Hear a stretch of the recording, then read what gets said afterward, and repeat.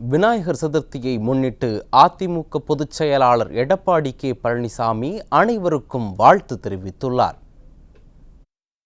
இது தொடர்பாக அவர் வெளியிட்டுள்ள அறிக்கையில், வேழமுகத்து விநாயகரை தொழ வாழ்வு மிகுந்து வரும் என்ற வாக்கிற்கேற்ப முழுமுதற் கடவுளாக விளங்கும் விநாயக பெருமானின் திரு அவதார திருநாளான விநாயகர் சதுர்த்தியை மகிழ்ச்சியுடன் கொண்டாடும் அனைவருக்கும் எனது உளங்கனிந்த விநாயகர் சதுர்த்தி நல்வாழ்த்துக்களை தெரிவித்துக் கொள்வதாக குறிப்பிட்டுள்ளார்.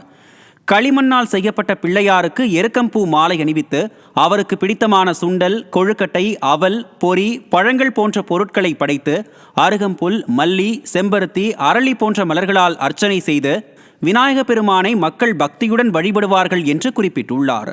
மக்கள் அனைவரும் துன்பங்கள் நீங்கி இன்பம் பெருகி வாழ்வில் அனைத்து வளமும் பெற்று நோய் நொடியில்லா பெருவாழ்வு வாழ வேண்டும் என்று புரட்சித் தலைவர் எம்ஜிஆர், புரட்சித் தலைவி ஜெயலலிதா ஆகியோரது வழியில் உளமார்ந்த விநாயகர் சதுர்த்தி வாழ்த்துக்களை மீண்டும் ஒருமுறை உரித்தாக்கிக் கொள்கிறேன் என அதிமுக பொதுச் செயலாளர் எடப்பாடி கே பழனிசாமி குறிப்பிட்டுள்ளார்.